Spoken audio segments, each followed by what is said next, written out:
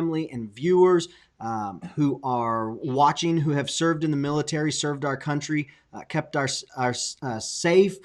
Thank you so much to you. There is no amount of gratitude, no amount of words that we can say to let you know how grateful we are. But what we can do here today is we can hang out and talk a little bit of mules and donkeys. My name is Dave. This is Steve Edwards. And for the next 60 minutes, that's what we're going to be doing, taking your mule and donkey questions. Steve, how are you doing today?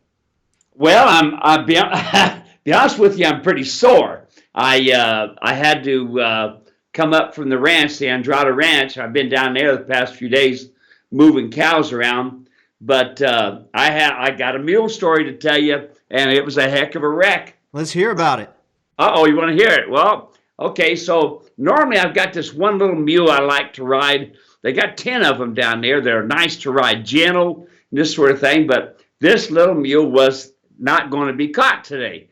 And his name was Rocky, and I got that mule for them a few years ago. Anyway, another story. So this one nice gray mule come up. And he's an older mule in his 20s.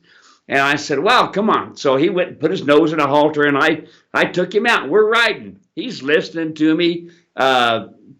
He's really walks fast and this sort of thing, doing a good job. So we're going up the trail, and all of a sudden, my dog, my puppy, Jess, runs right by him on the left. This mule jumps up in the air, kicks really hard with his left rear foot. I'm glad he didn't get Jess.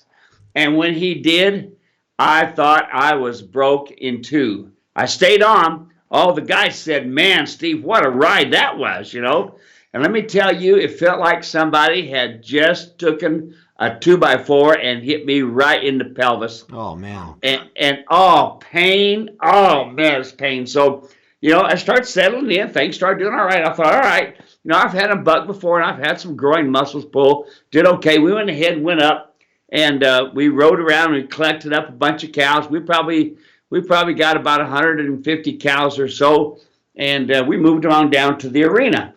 Well, okay, I'm in good shape, so I get back to the ranch, and I take some a leave, and thinking, all right, I'll get some rest. I'll take a nap, and I did. I did good shape.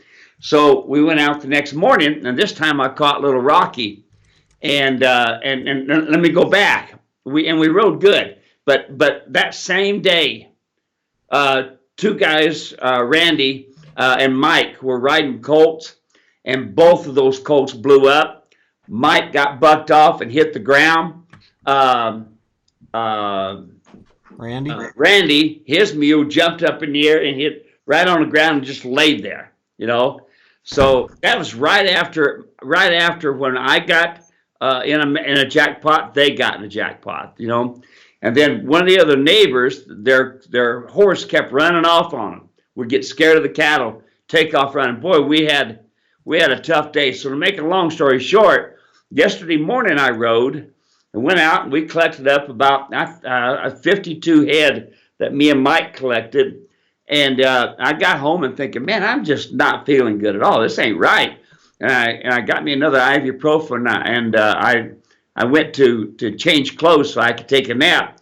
And man, I was black and blue, bad. I'm thinking, I'm in a lot of pain here. Yeah. So I called my doctor. He said, don't ride, you're done. He says, you better not do it, So there we are, folks. Here it is. Think about this.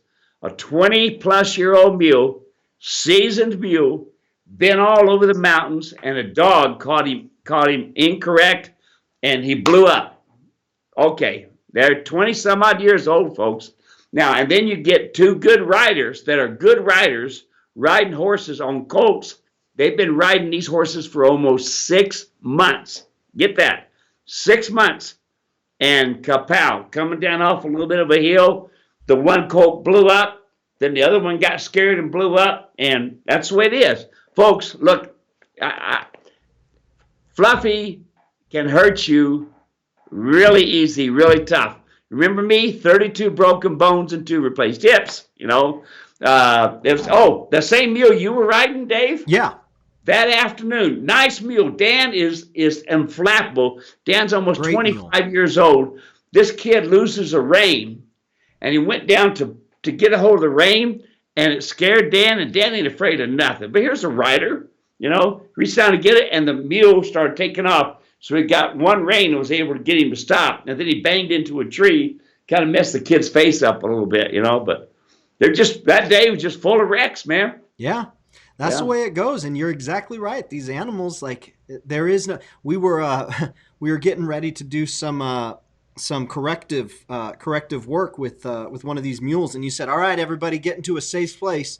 Although that doesn't even really exist, right? Because they're unpredictable. You never know. And folks are always wondering, should I get myself an experienced mule or should I go with a new mule? Or what type of training do I want on an experienced mule versus a new mule? And it's like, hey, doesn't matter where they've gone, doesn't matter what they've done, doesn't matter how they've packed, how they've driven, how they've ridden. New little thing can spook them. And you know what? That's why we're here to talk about it, to try to correct it. So folks, we are excited to have you. We're excited to have you join us and spend the next 50 plus minutes hanging out. So again, my name's Dave. This is Steve. And there's 3 things that we ask you all do. Especially if this is your first time, we need you in on this. The first thing is we want to know that you're watching. And Steve, we got a few people already chiming in. We've got Tracy chiming in from Lake Como, Pennsylvania. We've got Lori Neely says, hi, Steve, best wishes from Ray and me. Hope you feel better soon. Sounds too Western for me. We've got Lori. She says, what a day. Fluffy's an equine no matter what, but we do love them. We've got Jerry Camburn from Benson. I'm guessing, is that Benson, where? Arizona. Benson, Arizona. Benson, Arizona. All right, there we go. Benson, Arizona. It could be Benson. There is a Benson, Tennessee. That's what I was going to say, but then I was thinking, I don't know if it's Benson. Where are you watching from, Jerry? We'd love to know. So, folks, the number one thing is we want you to let us know that you're watching. So, put your name in the comment section and where you're watching from. That's the first and foremost thing. We want to know that we're not here by ourselves just talking back and forth. As much as Steve and I love talking to one another, it's more fun when y'all are joining us and y'all let yourself be known. The number 2 thing is that you ask any question you've got. We got a few questions here about mules that are bracing, about hooves, about diets, about what to do next with your mule, about runaway mules, stalls. We want to add your question to the list. So go ahead and put your question down in the comment section. Hey, Allie. Allie is watching us. She's hanging out. She says, I'm here. We're glad you're here, Allie. So the number 2 is Allie, and everybody else, make sure you put your questions in the comment section. And then number 3, and y'all have been doing fantastic with this, not just in the broadcast, but with all of the things that we're sharing on Facebook and YouTube. Y'all have been doing great with this, but share it out. If you're on Facebook watching, put it on, click the little share button down below. Share it to your wall, because that's how we get new questions in here. That's how we get new folks coming in. That's how we keep the content moving along and quite frankly, keep showing up week after week after week, because y'all keep doing a great job of bringing new folks into the fold, and they're asking great questions. So that's it. Let yourself be known. Make sure you ask your question and then share your broadcast. So with that, the first question that we're going to get into today, this one comes from Judy.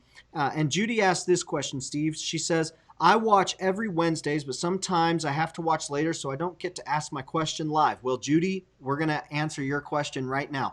She says, one of my mule braces as soon as I pick up or touch the rein to direct him left or right.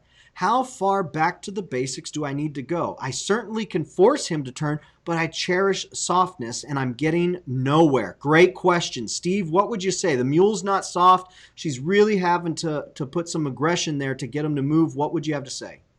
Well, we have to go back to the basics. Ask, tell, demand. So I got my hands on the reins, and normally I take one hand and I go like this and to the right, and the neck rein touches, the right rein comes off, and the mule goes to the right.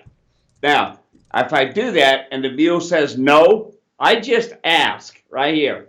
As soon as I move my hand, I ask. They say no, I put my hands in direct reining position, and I say, I'm going to ask, bump, bump. And they don't respond, I'm going to tell, bump, bump. I'm going to demand, bump, bump, bump, bump, bump. What you do not do, folks, do not put a leg on them. Because you put a leg on them, and they're going to stiffen up, or they're going to do like what happened to one of my clients. He told me, Steve, I went through all the process. I'm in a round pen, riding my mule, softly giving. Everything's doing good. He's doing perfect. So I thought, today I'm going to ride him outside. That's what I'm going to do. He said, the mule's doing so good. Today's his day to go outside. So he opens his side passes to the gate, opens to go out of the gate. He went to ask the mule to go. The mule didn't do it, so he took his leg and bumped him in the shoulder. The mule blew up, bucked him off, hit the ground, and the mule took off running.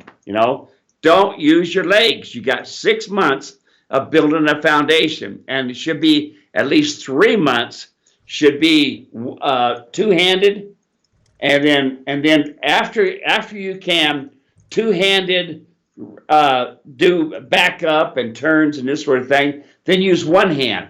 If you can do it one-handed, you can start adding a leg, but not until you can use your snaffle bit one-legged. So there you are. Thank you so much for asking that question, Judy. Appreciate it. Hopefully that gives you the insight that you need to get going. I want to welcome a couple more folks here. We've got Craig Motley from Chatham, Virginia, hot and steamy, listening with headphones while out feeding the mules and critters. We're glad that you're with us, Craig. And real quick, by the way, for those who cannot join us live and have a hard time getting the video on their phones afterwards, we now have a podcast, an official podcast that we've launched, and it's the audio from all of these episodes. We're just uploading them right on there to Apple iTunes, to Spotify. So I'm going to put a link in the comment section. Folks, you can go subscribe there. So if you can't watch live, you can listen to the replay later, and it's just awesome. We've got a really special episode, the first episode there. Steve and I talking about how Steve got into cowboying, how Steve got into mules, his first mule, talking a little bit about shoeing. Really, really great stuff. So I'm going to put a comment section or link in the comment section to the podcast so you can check that out. So we've got Craig listening live. Jerry says from Arizona, Benson, Arizona. And Jerry says... let's see here. Doctoring rope burns. How would you doctor a rope burn, Steve? My favorite thing for rope burns, for cinch burns and everything, get this, folks, bacon grease. Bacon grease. The other thing you can use is axle grease. I'll never forget, years ago, I had a 1901 John Deere chuck wagon, and we had a mule get a collar burn from his collar in the harness. And old Nick West was with me, and he walked back to the axle of the old wood wagon, and there was some grease coming out there. He took that and wiped it off, rubbed it on that burn where that collar was, fixed it right up, And he was the one that showed me how to use axle grease. Now, you all can, axle grease and the bacon grease. I save all of my bacon grease. But folks, those old cowboy methods, those guys had to do something. They couldn't just run down to Walmart, And there's all kinds of salves and stuff that you can buy. But I know some of you must eat bacon. Just a few of us out there. Yeah. Just a few of us out there. They didn't have no Google. They couldn't go Google up, say what you need to do. They were just figuring it out. That's awesome. Bacon grease. Yeah, bacon grease. Yep. Bacon grease and axle grease. You can take some of that grease that you use for greasing up all your zerts and stuff. Take a little bit of that, put it in a baggie, take it with you on your trip. There you go. There you go. All right there. So, Jerry, give us a report. Let us know how it worked out. I think you'll be happy with the results. We got a few more people watching here. We've got Nat from Tennessee said, just got done zip lining. So, Nat, glad to have you here hanging out with us again. We've got Dan Davis from San Augustine, Texas. We've got Leslie from desert of central North Carolina, the burning desert of central of North Carolina. We're glad that y'all are here. We've got Linda from Mount Vernon, central rural Ohio. We've got Astra from Oklahoma. Rain, and more rain here in Oklahoma. John McLeod in Gunnison, Colorado. And John has this question right here. What can I do to stop a mule from cribbing wooden fences? What does cribbing a wooden fence mean? Cribbing means they're chewing on the fence. Okay. You see, mules and horses and equine have to chew because their teeth are constantly erupting, growing longer. All right. So then they take wood and they go to chewing it. They'll be like beavers in a short time. This is how you fix it. Get rid of the wood and put in metal. There is no changing it, folks. None. They will find a way to chew on something no matter what. And people think, well, okay, maybe I'll give them more hay. No. Listen, they will keep right on chewing. They'll even chew on sand if it comes down to it. That's why we have sand colic. That's why you should prepare them for it. But the only way, Dave, I've tried diesel fuel or diesel oil. I've tried putting wire around it. I've tried putting metal around it. And even if there's a rafter, the mule will reach up and get a rafter that's wood. So it's all metal. Once it's all metal, you're done. There you go. Very good. Nice, plain, simple, done. Yep. Let's see here. Allie's watching from Southern Carolina. Marcus from Saratoga, New York. We've got Beth from Fisher, PA. We've got Beth from New Hampshire, says, loving your broadcast. Beth, thank you so much. We really appreciate that. Which, if this is one of the first times some of folks are watching, just real quick, because Steve, we've had a huge influx of new folks coming and hanging out with us. So I'll just be a little bit more intentional to introduce ourselves. So my name is Dave. This is Steve Edwards. Steve has been cowboying all his life. He's been working with the mule and the donkey since the early 80s. And every Wednesday, we come here, hang out for about an hour to answer all your mule and donkey questions. And we get a lot of folks coming back. They get their answers. They go out, they try it, they come back, and they got their next question. So don't be afraid to ask any questions that you got, because chances are there's somebody new watching who's listening for the first time, and they've got the same question. So we just ask that you let yourself be known, say your name and where you're watching from, ask your question, and then share the broadcast. So we've got Natalie watching from Belgium. 4 mules, 2 mammoths. We've gone international again, watching from Belgium. Let's see here. Yeah. We've got Tracy says, oh, hey, Steve, I sent in a message about getting bucked off after encountering a bear. Sent that message over on Tuesday. Can we talk about that? Tracy, I will make sure to bring up the conversation. I've been going through catching up from the weekend, so I'll pull that up while we're going through another question. She says, we're okay, just a little shook up. Rebecca from North Carolina. Lori and Becca talking back and forth. I love that. Rebecca from says, hi, Lori. Dan Mercado from Oracle, Arizona. Gary Green from Tularosa, New Mexico. And Tammy Long. Tammy's got a question right here. Tammy's been fantastic about sending in questions. I love it. She says, I have a mule I've been riding for 4 years. I'm actually the one who trained him, but I didn't do so good. He only lets me one time around the barnyard. On the trail, he is buddy sour. I'm frustrated because it has been years and he is still not trained. I even rode him up in our parade. I think that frustration is something a lot of folks encounter. Steve, what would you say to Tammy and folks who have got these animals? They just keep doing everything that they know and they feel like they're getting nowhere. What would you say? Well, number one, the buddy sour, you're not going to take it away, folks. There's no such thing is training out buddy sour. It is their nature. They're an equine. They have their pecking order, and they trust each other, and that's why they stay that way. Some could care less. When I ride that little Rocky mule, I could ride him all over the mountains, and he might just bray one time, but I give him a sharp right reprimand, right, left, and he says, okay, I'm done. Okay. When the same thing, Rocky will sometimes go over and try to chew on some branches of the tree. When he does it, right, left, I ask, and then I leave him alone as long as he don't do it anymore. So it's not that you've done a bad job of training. You're probably doing great because you're still riding. That's good. But here's the thing. What you need to think is these are equine. Buddy sour is part of it. I have done things like I put somebody in the arena with their animal that likes another animal, and then I've had the other person ride back and forth.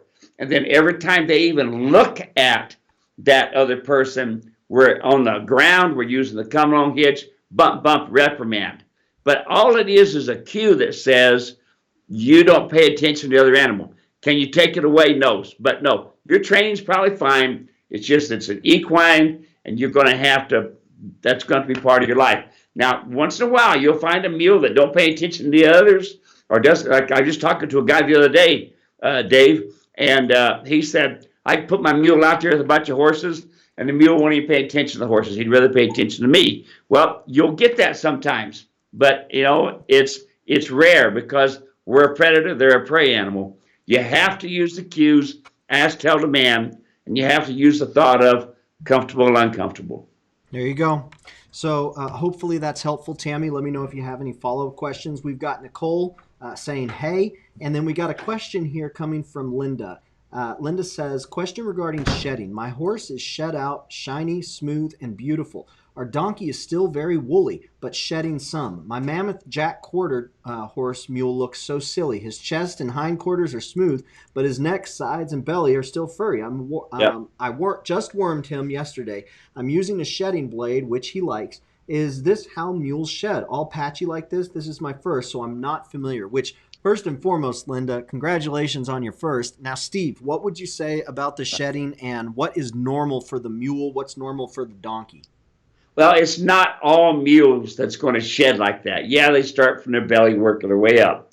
I had an old mule, Tom, and he was a shire mule, and it would take all summer long for him to shed off. And I would use the blade on him as well, and try different things. And when I showed him, we did take the shears to him. But listen, that's just part of it. Not all mules do it. Some mules are quicker than others, but that's just part of who you got there. They shed it off. They'll shed it off slow. So you're doing great. Some of them start shedding off the top down, and their belly's really hairy. But for the most part, it can be from the top up. So don't just put them all in the same bucket and say all mules do it. No, you just happen to have a donkey and a mule that does it. There we go. Hey, real quick, I want to give a shout out to Sid watching from Fancy Gap, Virginia. Says, love your podcast, Steve. Sid, we're glad that you're here. Thanks so much for hanging out. He's watching over on YouTube. So, folks, you can watch these live on Facebook or on YouTube. Either which way, I found Tracy's message. So, Tracy, we'll get to that right now. She says, hey, Steve, yesterday during our ride, Rocky and I encountered a big, stinking male black bear. We were in very thick woods. We got away from the bear at last, but controlled pace.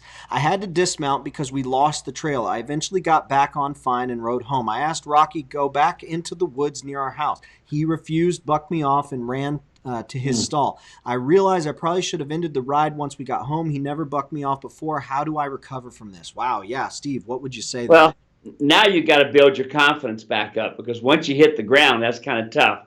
Okay, here's the thing, folks.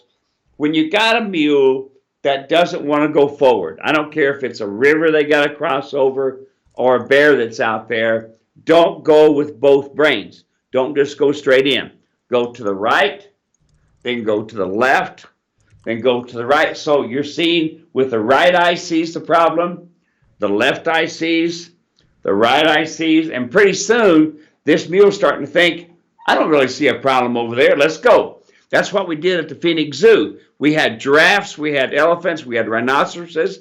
So with the come along hitch, we walked by them, and then we turned around with the left eye. So you may go a foot, or you may go 10 foot. But you see, this way the right eye gets trained, the left eye gets trained, the right eye gets trained, and pretty soon go. But that's the way you do with any type of problem. Folks, there's no way that you can, quote, desensitize for any of this stuff. It's going to be up to you to be the herd leader. Asking, telling, demanding when there's a problem, and then go from there. But it's your cues and your ability to do it. I hope you get to feeling better. I hope you didn't hurt anything other than your pride when you hit the ground. Yeah, she said they're doing fine, just a little shook up. So that'll be a good word for Tracy and for anybody who's watching who kind of goes back through that. Tracy, if there are any follow-ups, keep us in the loop on what you do. Keep us in the loop on your progress, and then come back with any questions you got. That would be super helpful, I think, not only for you, but then also for other folks who kind of want to hear how you go from that process, which you just experienced, to back to building up your confidence. So we've got another gal watching, Trisha, saying, howdy, Steve. Trisha, we're glad that you're here. Next question comes from Diane. Diane sent us an email. Says, my 3-year-old donkey has a hoof problem. Doesn't act like sore, just crumbling away. The vet checked any clipped hooves, clipped hoods in March. I don't know what that means. Can you talk a little bit about that? Clipped hoods? Must Hooves? be clipped Oh, she hooves. clipped the hooves in March. They're Yeah. crumbling away. What would you have to say there to Diane Okay. for some getting the hoof back to health? Well, here's the thing, folks. And I tell the people this all the time, Dave, is that your donkey hoof is the worst hoof out there. It's really bad about being unhealthy. And it's extremely important, you all, that you trim your mules and your donkeys every 6 to 8 weeks. When they're long, that's when they're going to crumble the easiest. So when they're shortest, that's when they do their best, and you want to trim them according to the slope of the shoulder. So you look at this, look at the foot, look at the slope of the shoulder, and I know it's kind of a guessing game, but if you get it close, you'll do all right. That way your heel's going to be all right. Now, we always use those protractors for making sure each hoof was the right size, which you can do. After a while, you get an eye for it, but going on, look at the slope of the shoulder, trim it to that. But make sure your donkeys are trimmed all the time. When they get long, that's when they're going to crumble the easiest. There you go. We've got some additional information on the hoof and shoeing and corrective work and stuff. I'll put that in the comment section. Some of it will directly relate, some of it won't, but y'all will have it there. The next question that we've got here, this one comes from John. He says, "Hi, this is John. I'm a farrier in Florida, and I have quite a few donkeys and a couple mules I work on. And I have had too many of them founder, mostly from the wrong diet or just much feed and no exercise. Any good guidance I can give my customers pertaining to their donkeys or mules diet benefits? Everyone, thank you so much." So comments on diets, I will send him the link to the video that we've got, but go ahead and talk a little bit about the diets here, just some good principles for the mule, Yeah. for the donkey. Yeah, and folks, here's the thing, is it's really easy to get grass founder on a mule and a donkey. Really easy. You look at the crest of the donkey's neck, across the top of the ribs and top of the tail. You see big old, sometimes they're really ugly. In the wild, they can be really ugly. It kind of depends on their feed. But see, these mules and donkeys are almost in a diabetic spot to where when they eat a lot of carbohydrates, those carbohydrates go to the neck, and then they get a hot day, and it goes to the hoof, and zap, the hooves are gone. And I've even seen them fluff the whole hoof all together, and just almost see the coffin bone there. It's ugly. But the best thing you guys can do is to feed them a good quality food. I know that everybody cannot get a hold of the Lake and Light that we designed here in Arizona, but take that article, Mules Can't Stand Prosperity, take that ingredients off of that article, go into your feed store. What do you have similar to this? Now, a little bit of alfalfa is okay, folks. A little bit is, but remember this: when you are grass foundered, you're overweight, and this sort of thing, it's imperative that diet and exercise kick into gear. Not just as much for us fat folks as it is for them donkeys and this sort of thing. It's imperative they have a good feeding program. It's imperative that you don't just throw them out in a pasture. You might as well throw them out in a big old smorgasbord, just like you and I. We always overeat at a smorgasbord. So when you're doing this thing, and they're at that point, you've got to watch the feed. The other thing, Dave, is they can get a stud sweat. It's actually, go online and order it, and it's a big sweat that goes around the neck, and especially on these hot, sultry days, it'll help sweat that neck down. Very good. I was just putting links to the Feed Talk video and the Mules Can't Stand Prosperity in the comments section, so folks can check that out. Lots and lots and lots and lots and lots of questions about feed and nutrition, so I'm really glad we've got that resource to hand, folks. And folks, that video, the Feed Talk video, it's free. Just type in your email address where you want us to send it, and we've got a little email set up that'll come and deliver it to you. We've got Nat saying, we had a farrier come and do our mules. He said that he can't do anything to help our mule with crooked legs. He said that because he is 3, he is too old to do anything for him. Is that true? Yeah, that's true. By the time they're 3, they pretty much got their bone growth and this sort of thing. It's a shame, Nat, that people don't take these when they're babies and trim them and keep them right. Now, he can shoe them and trim them to help them out, but the problem is if he trims them and balances them, which he should do, he has to do it to that leg that's there.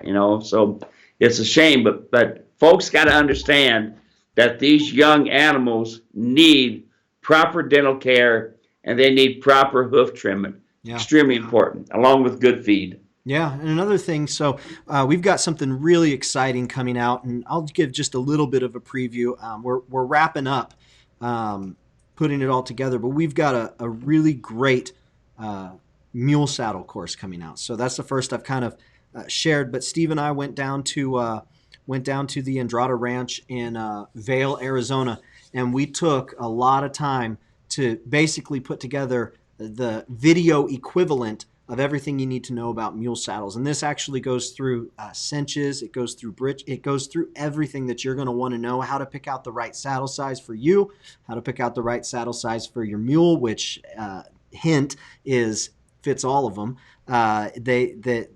It's just a really, really great video. And so I'm going to put a link in the comment section where folks can go and they can indicate that they want to get a heads up when that goes live. We're putting the finishing touches on the promotion to make sure to get it out there for folks. But I think it's going to be a really, really, really helpful thing for folks. In addition to the diets, in addition to all the work we've done on bits, this is going to be a really great instructional video that's going to help folks. This next question, this comes from Dawn. It's a little bit longer, so hang out there with me as I go through it. But she says, Dawn says, hi, Steve. My name is Dawn, and I currently own one little back mule named Lucille. She's out of Paso, but she's not gated. Out of a Paso Fino mare, but she's not gated, about 5 years old, 13.3 hands. I purchased her 2 weeks ago.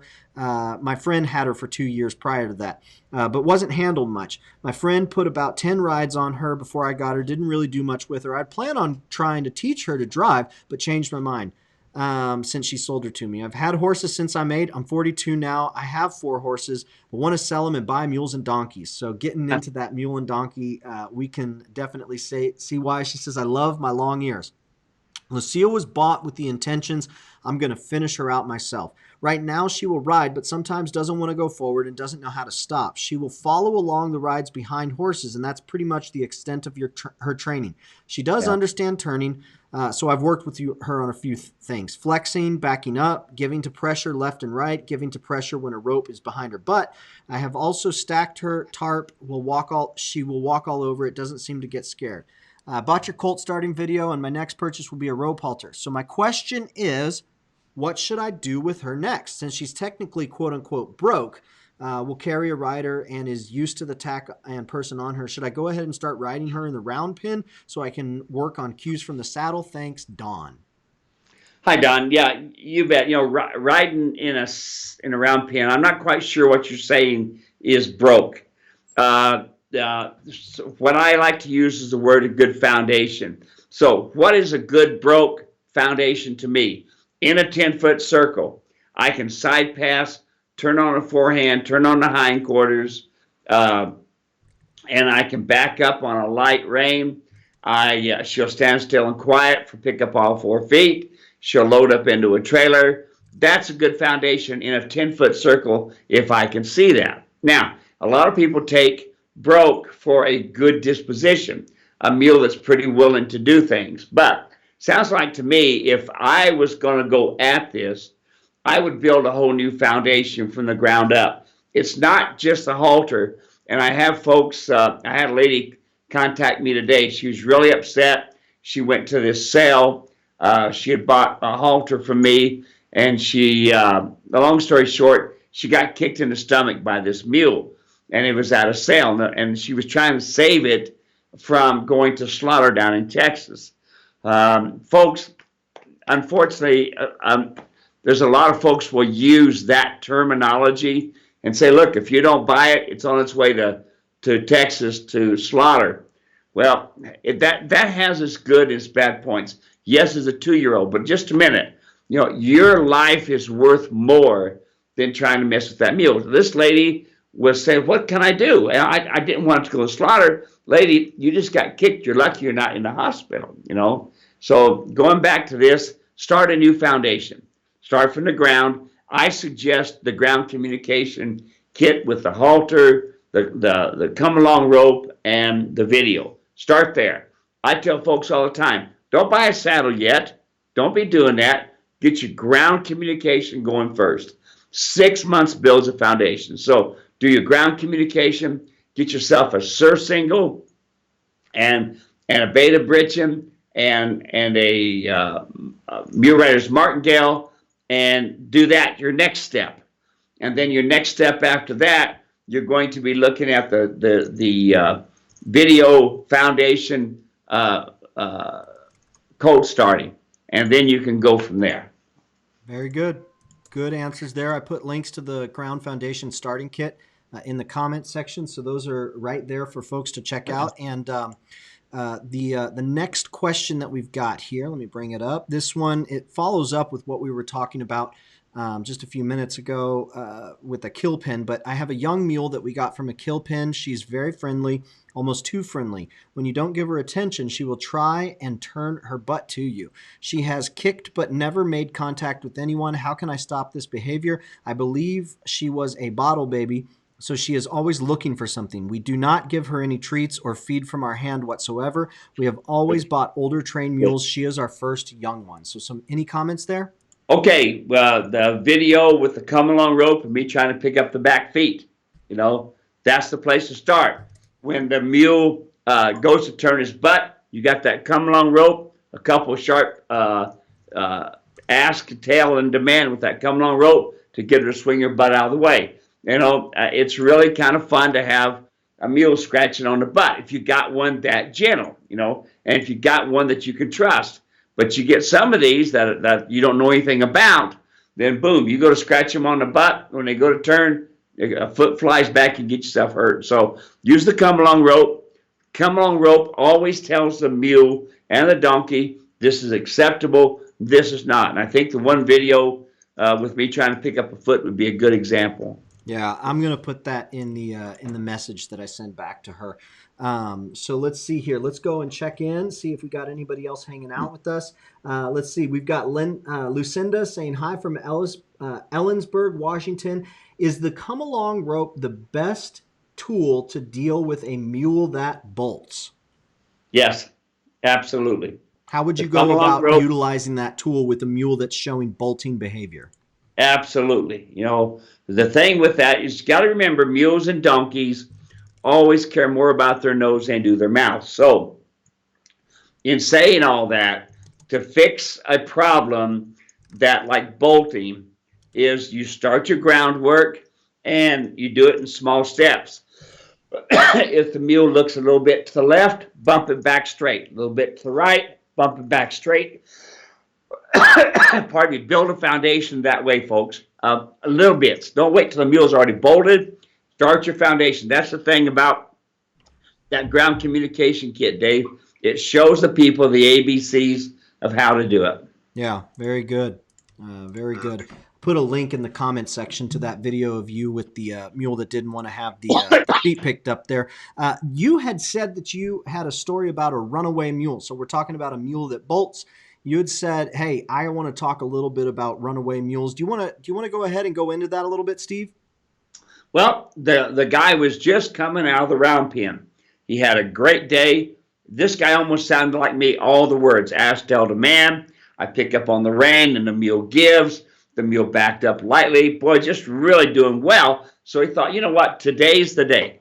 Today's the day. I'm going to come out of the round pen and go for a ride around my property. So he goes to go out, and the mule didn't respond. So he went ahead and tapped him with the shoulder with his heel, and the mule broke in two, bucked him off, and hit the ground, and then took off running. Now, That's one scenario. But let's just say you're in the saddle and the mule is bolting, taking off, running. Don't pick up on one rein. We've got some video that can show folks what we talk about. Take your hands, get the mule rider's martingale in your hands, go right, left, right, left, right, left. Ask, tail, demand. As they're running, when you get to a demanding stage, they will stop, and I have had them stop pretty darn quick by using the ask, tail, demand. But also remember, we built a foundation to start with, folks. Just like we was talking about earlier, where the mule got scared and kicked back, and it messed me up. That can happen. But I had that mule rider's martingale, and I was able to control it right now. As soon as it happened, my timing went right, left, stopped it right now. And all the guys said, man, that was incredible. And she did blow up pretty bad. And that's a 20-plus-year-old mule. So that right, left is imperative. And like I said, that mule rider's martingale is what gave me that edge to be able to keep them in place. Very good. I'll put a link to the Mule Rider's martingale in the comment section so folks can check that out. We've got Tammy chiming in saying, another thing, I feel like my mule takes me for the ride. It seems like he's the boss on the takes me for the ride. It seems like he's the boss on the direction we go and who we buddy with, etc. Which you kind of talked about the buddy sour issue. What can I do to be in control of the ride, not let the mule control the ride? All right, and this is really important, folks. Now, you're in your car, and you're starting to come up behind someone. You don't just hit the brakes. You don't just turn the steering wheel. You kind of ease the brakes. Ease the brakes. And then if it gets to be too much, you put a little bit more pressure on the brakes. In other words, you just don't hit them, and you just don't turn the steering wheel. That's what you do with your mule. You got your mule, and I can't say enough about the mule rider's martingale. You take that mule rider's martingale, which sets the head, balances them out, and gives you control. So you're going to take your hands, and you're going to go right, left, right, left. That basically says to the mule, slow up, listen to me. If the mule doesn't listen to you, then you're going to go right, left, right, left. You're going to go from asking to telling, and then if that doesn't work, demand. Boom, boom, boom, boom, boom. Really get them hard. And folks, don't worry about Fluffy. Oh, he got some blood in the corner of his mouth. Fluffy done that, not you. So you got two choices. Either you end up in the hospital, run over top of a cliff, or you end up hitting a tree or something, or go right, left, and fix the problem, Now, again, try to do that in a round pen. Have somebody scare him with a little bit of a tarp or something like that. And when the mule jumps, right, left, And that's what makes the difference, not one rein. One of the things that I'll throw in there that made a lot of sense to me when you're talking about, ripping their nose off and really getting a hold of them, folks do think that. They think, oh, man, I don't want to rub off skin. I don't want to draw blood, yada, yada, yada. When you watch these animals interact with one another in a herd scenario, the way they treat one another is far worse than anything I've ever seen a rider, a trainer ever do. And when I say worse, I mean far more aggressive and more physical than I've ever seen you or anybody else. So they are more brutal towards one another than anything I've ever witnessed. I mean, is that pretty much consistent? That's what I've seen. Is that the truth there, Steve? Oh, yeah. I mean, spinning and kicking. One of the people I was talking to the past couple of days, one of the horses is crippled because this horse backed up to the other horse and was just back in. That horse didn't move out of the way. The mule kicked the animal, and now he's got a problem in his leg. That's what they do, folks. So your little bit of getting a blood on the corner of the mouth is nothing compared to what these other guys would do to him. Yeah. They will pay attention to you. Believe me. You go right, left. Dave, you experienced it. I did, yeah. On your second ride here this couple weeks ago, second time you'd ever ridden, right, left, worked. It worked like a charm, and it's one of those things. Somebody left a comment in one of the pictures we posted of me riding, saying, "Dave, I thought you were a mule man." You know what? I am a city slicker through and through. I have spent very little time in the saddle, but I spent a lot of time around Steve. So it's one thing to know it, but and hear it, it's another thing to practice it. And so I get up on the back of Dan and we start riding, and Dan's gentle mule, Steve was talking about him earlier. What'd you say, 25 years old, great mule. Yep. Yep. And he starts going, and Steve, how do I get him to stop? He says right, left, right, left. And so I go, and yeah, it worked. It worked. Like it worked. Yeah. Right, left. And there really is a big difference. And I think I need to underscore this because it was a huge difference for me. There's a difference between pulling and bumping. And when we're talking about the come along rope, there's a difference between pulling and bumping. It really makes a huge difference. And one of the demonstrations you do, Steve, which, folks, if you have an opportunity to come see Steve at any events that we wind up getting scheduled out here in the next year or so, come and do it. But one of the things that I've seen Steve do during the live events is he'll say, okay, he'll put someone on the other side. He's like, here's that rope. Go ahead and try and pull me. And they can't do anything. They can't pull. And he says, okay, now, or I'll try and pull you. And so he tries to pull them. And they kind of stand there, and he's like, see, I can't really get you. But what about now? And then Steve goes bump, bump, bump, and they lose their footing. And it really does make a huge difference. I just had to throw that out there. I think it's important that folks know those differences there just as we're talking. So we've had several emails come in from Dan, and so I need to touch base with you offline about some of his messages. But he said he is asking a question about stalls, so I wanted to bring it over here. He says, your mule stalls, there are no sides. I'm working on building stalls in the planning stage now. Would it be okay with just a roof, no sides to block the north wind like you, or should I build them with 3 sides where they can get out of the wind? Our winters are pretty mild here in East Texas, rarely snows, temps rarely ever get down to 20 degrees. What would you say there about the stalls and the building recommendations? Yeah, basically, I don't have any sides on my stalls, none. They're open. They have a roof on 10 foot. They are 20 foot deep, 10 foot wide. That's what they are. And they don't have any enclosed against a north wind or anything like this. And the mules usually do very good. We talked in our last session where I've seen mules stand up in Montana at 20 below zero, have a nice warm barn, but prefer to stand out there in the cold. Some of them like that, but just build a good metal corral, 10 foot wide, 20 foot long, put half of it on the roof, you're in good shape. Very good. So let's go through here. I just want to make sure we've got everyone here. Celeste Daniels watching. Celeste, I'm glad you're here. She says, I know you guys know me already. It is hot here in Florida. Let's see. Christina's watching. Christina says, no kidding. I think maybe she's commenting about the bump, bump, bump. So Christina, I'm glad you're here watching. Folks, if you have not announced yourself yet and just let us know that you're watching, please do that. We really want to know that we're not here. We're not alone. We're not just talking to ourselves.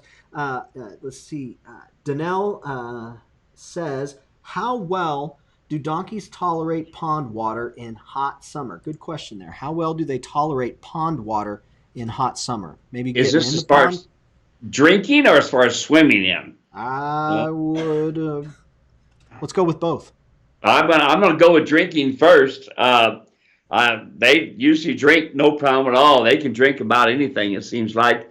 And when it comes down to swimming, I don't think I've ever seen a donkey do much more. Maybe get a foot in it. That's about it. They're too smart to have to get out there and get stuck in that mud, which they could do. But they, drinking pond water. All of our animals go right to it. Yeah, it says drinking. So that was it. Yeah. Very good. We've got Robert Moore from MS. Is MS Missouri? No, MS is Missouri, right? Yeah, we've got Robert watching from Missouri. We've got Mark Miller. Mississippi. There we go. That's right. Yeah. We've got Mark Miller watching from Pennington Gap, Virginia. Been getting hay up. Mark, it's good to see you. Glad that you're here. We've got Glenn enjoying the show, raining mules and donkeys here in Northeast Texas again. So we're glad that you're spending a little bit of time with us, Glenn. Appreciate that. Let's see here. I think we had another. Linda writes in. Linda wrote, just a mule-loving comment. My riding mule has been missing an eye on the near side since he was a baby. Blind eye socket is healthy.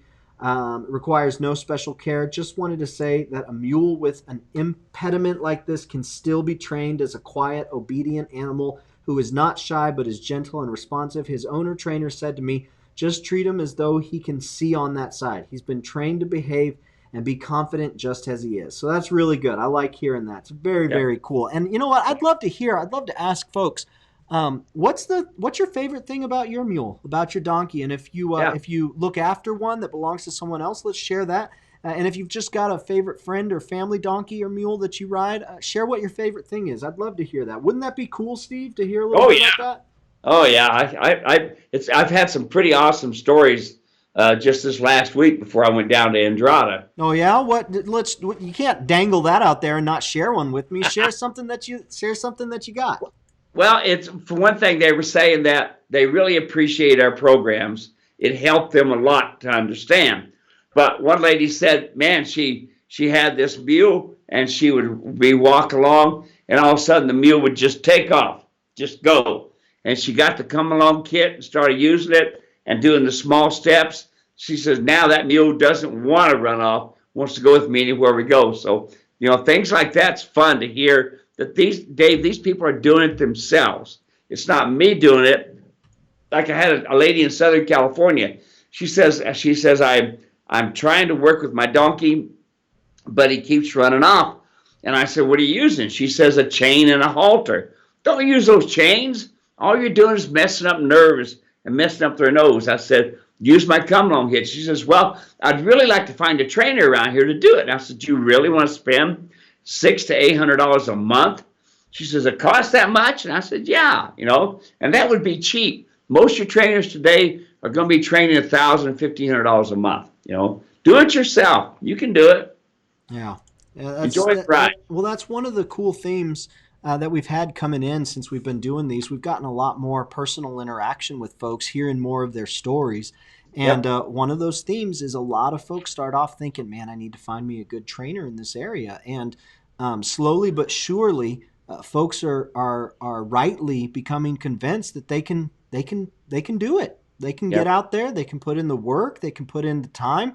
They can put in the learning on their behalf and get out there and make a difference. One of the things that's a huge huge tool is that come along rope. We just hear more and more people Oh yeah. saying, "Got me my come along rope," and it really does work. It's almost like that's like their ticket, and be like, "Hey, this works. I'm sold." Let me ask you this. I've never asked you this, Steve. So the come along hitch, is that something that's been around for a long time, or is that something that's here recently? Is that something that maybe has been around and you kind of put your own spin on it? Tell me a little bit about that come along hitch and the come along rope. I've never really heard the story behind that. Well, it's actually been around for a lot of years, but the old guy that taught me how to do it was Nick West. And he used to start colts left and right. But what they would do is in the spring of the year, they would bring freight trains in, and they'd have these freight cars. And if you could walk a horse up the ramp and into a freight car, you got $5. And $5 back in the 30s was a lot of money. And so this old buddy of mine, Nick West, he says we'd rope them, would wool them around a little bit. In other words, they'd probably rear in the air, they'd hit on the ground, and it'd be a big mess. He said, but we put the come along hitch on them, and in a few minutes we teach them how to lead, go right up that ramp. And he says, well, that's what we did. So Nick was the one that taught me how to do it.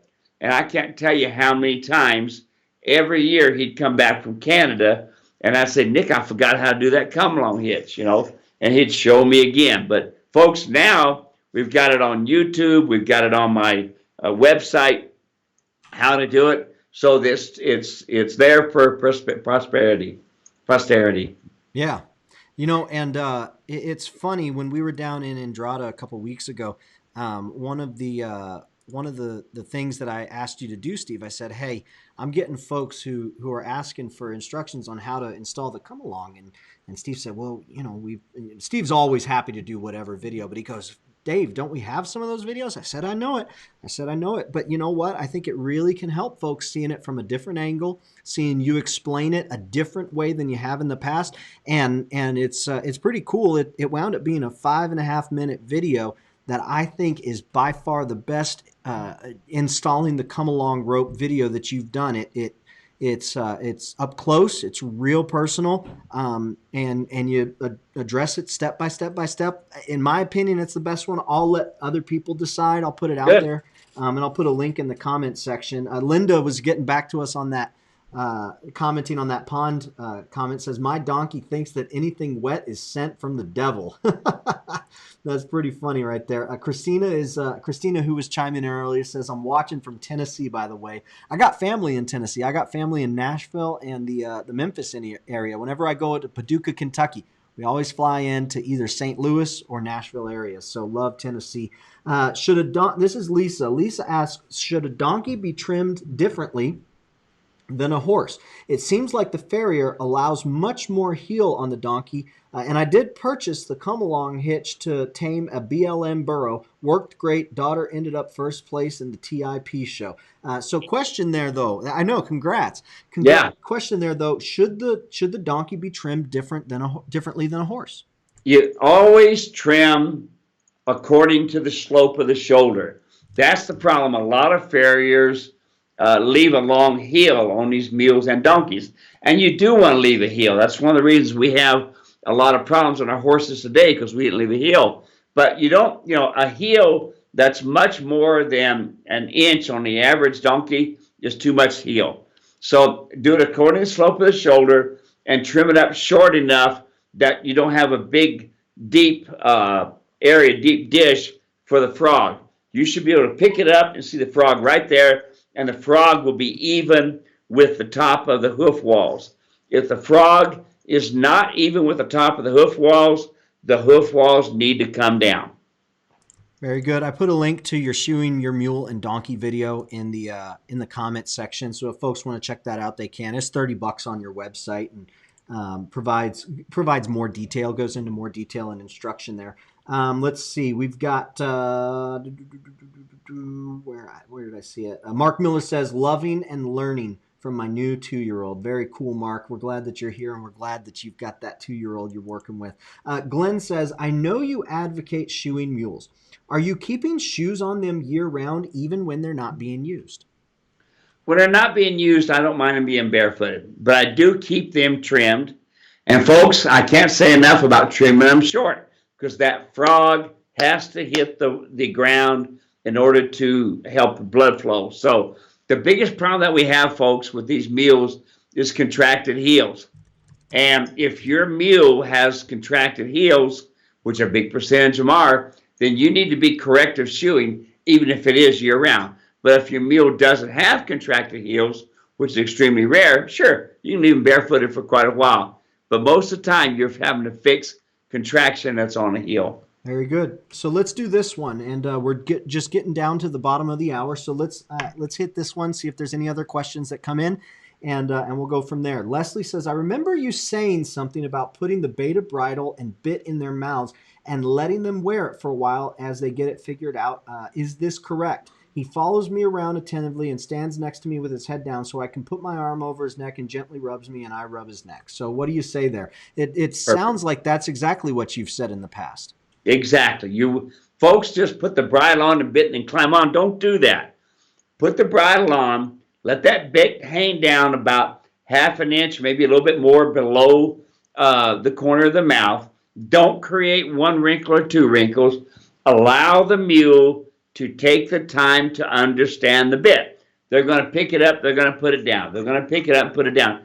And listen, folks, I've had people say, they call me and say, well, my mule is still doing it. Well, how old is your mule? 8 years old. Well, listen, you can't fix in a few minutes what has taken 6 years for this mule to develop this. Be patient. When the mule picks the bit up, packs the bit and hold it, you're done for that time frame. Make note to yourself where that place is, but don't climb on it and ride it. Spend the 3, 6, 9, 12 times to do it, And when that mule picks up that bit and packs that bit nice and quiet, then you can adjust it to that spot, but do not put the mule's bridle on the same way every time. Always loosen it up 2 to 3 notches and then take it off. And then when you put it on, if they pick it up, they put it down, they hold it where they like it, and you've got a good foundation on them, adjust it to that spot. Do not adjust it to that spot and go riding until you've done the 3, 6, 9, 12 stops. Yep, there we go. Yeah, All right, so let's do this. We'll make this our final question for today. This one's there we from are. Allie.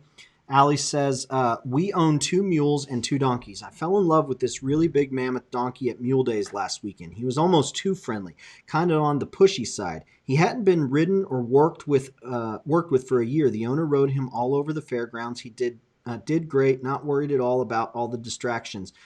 He didn't let anyone pick up his feet, though. The owner said they twitched him to have him trimmed. He didn't seem mean about it. Just would pull away. Would he be one that I shouldn't consider buying? They say he's 12 years old. He looks a little older. Well, I can't tell you the amount of people that say, "Oh, it's a 12-year-old." 12-year-old is what everybody wants to buy. The one that's been there, done that, 12 years old. Yeah. That's the age. Okay, age that donkey before you buy them. Do a vet check before you buy them. Always age them and vet check them. Now, if he's 12 years old and they're still twitching him to to do the back feet and the front feet, you listen, folks. That's poor training. You're going to have to spend time with that donkey to get his mind together. So here's the problem. They're at Bishop especially, they're riding them all around. And everybody's thinking, boy, look how good they're doing. All right, let me tell you why. They're tired. They've been in a trailer and they've traveled for who knows how many miles. They get there, they're plumb wore out, so they'll do anything so they can get back to their stall. But they're usually really wrung out and tired. See them when they're fresh, folks. Pick up their feet, have the owner pick up all their feet, mess with their ears, catch them, all that stuff before you ride them, and watch the owner do it. And again, 12 years old, he should know. There you go. One of the things that happened at one of the clinics we did last year, they were there and they said, yeah, he's 12 years old or she's 12 years old. And you said, I don't think so. And I don't remember exactly what you did, but right then and there you said, I would probably mark this one more like 18 or 19, something like that. And it was just one of those deals. And you said the exact same thing. Everybody wants a 12-year-old mule. That's what Yep. everybody wants. And so, you weren't saying it in that people were trying to mislead or anything like that. You weren't saying that. But what you were saying is exactly what you just underscored right here. Hey, you don't know until you get it checked. You don't know until you have someone check it out. Someone's going to tell you what they think is true, what they've been told, what's been passed along to them, and then they did the math. But until you have them checked out, you don't know. Randy just chimed in here. Hey, thanks for helping at the ranch. Wish you could have come back down and help us brand the calves. Yeah, me too. I'd like to have gotten some pictures of me dragging some calves to fire in my saddle. So many people want to, think that they got to have a big, heavy saddle to do it. But you don't. You can see me doing that trail light saddle. Unfortunately, folks, when I got myself tore up with that mule, I was really sore. Matter of fact, this morning I could barely walk. I mean, you'd swear it down. I was 90 years old the way I was walking. And I really was looking forward to Brandon working them calves and dragging some calves to the fire and stuff. I was really looking forward to it. But my doctor says, Steve, you're going to be at least 10 days before you get back at it. So, Randy, save me a few. And save me a couple, will you? And we'll do some branding. Of course, maybe this fall we could probably get some more done too. And maybe Dave and his clan can come out and they can see what Brandon and this sort of thing is. Man. Yeah, my favorite thing at Brandon is a pot of coffee and mountain oysters. What are mountain oysters? Calf testicles. Oh, there you go. There you go. Fresh right out of the basket. You can't beat that with a little bit of a jalapeno and a jalapeno pepper and a calf testicle. Man, That's a whole new adventure right there. That is red. That is cowboy living. Oh my goodness. Mark Miller says, I can watch the same video 5 times and learn something new each time. Thank you so much. Common sense goes a long way when learning. Linda says, my vet showed me the line in front of the tooth that is age related and confirmed our mule is 10 years old, just as the seller told us. So that's good. That's great. Well, and the Christina from Tennessee, Is that Christina Settelberg? Settelberg? Let me scroll back up here and find. No, Christina Echevarria. Okay. Echevarria. Severia. Okay. Echevarria. Good. All right. I We're just, glad. We're glad that yep, everybody hung out with us today. Thank you absolutely. so much for spending some time with us. If there's anything, if by chance you asked a question and I didn't see it, please let me know. Sometimes Facebook hides some things and I'm not quite able to see it, Facebook, but we'll make sure to get you taken care of. Folks, I put so many links in the comment section. So if you're not getting any emails from us, if you're not getting any of Steve's updates, I'm putting a link in the comment section right now. Just fill that one out. That is the video. That's the link to if you're interested in getting the new video training course when we put it out there. Get signed up there. All it asks for is your email. We just want to let you know where you can get that when it's available. Steve, is there anything else you want to say before we close this one down for this week? No, this is awesome. I just want to get folks to understand that, I love my mules, even as much as I've been hurt, as much as I've gone through the pain and agony that I have. I'm still going to ride. I'm going to ride to my last breath. That's the way it's going to be. But I also might want to mention, you mentioned Randy there. He's the ranch manager at the Andrada Ranch. We got some grass-fed beef, folks. Grass-fed. And don't have to worry about all that garbage that gets put into beef. We got some ready to go. We just got to put just a little bit more weight on, not bad, but they're going to be grass-fed beef. And if you're interested at all, you're here in Arizona, I can fix you up with some good grass-fed beef. I go along well with some come along coffee after dinner. Oh man! Hey, we took some come along coffee. It's still down there right now at the Andrada Ranch. I left it down there so that they can finish it up. But that was we enjoyed that come along coffee. I put that in the comment section. Here's one final comment, and then we'll say bye for this week. Dan Davis. I think it would be great having a video of Dave putting the come along hitch on a big wild mule. It might be closer to us trying to do it. So maybe we'll do that next time. Get the camera set up and have Steve coach me through putting it on. There you go. Well, I'm done with wild mules. I've been there, done that. I've had my share, but hey, I like a challenge too. We'll give it a try. Hey, Dave, thanks a lot, man. Thank you, Steve. Appreciate it. Everyone, thank you so much for watching. Be sure to go to muleranch.com. Check out everything we got there. Lots of free training, lots of free videos. All of the products that Steve talked about, they're all there, and they're basically what Steve's put together of 40-plus years of working with the mule and the donkey. So when you need them, they're there for you. And if you have any questions, just go ahead and send a message to support@muleranch.com, or at the very top of the website, you'll see Steve's phone number there. You can go ahead and call him directly. You will get his voicemail. He will call you back. So thank you, everyone. We'll see you next week. God bless. Take care. Enjoy your time out with the mule, with the donkey. Bye-bye. Bye-bye.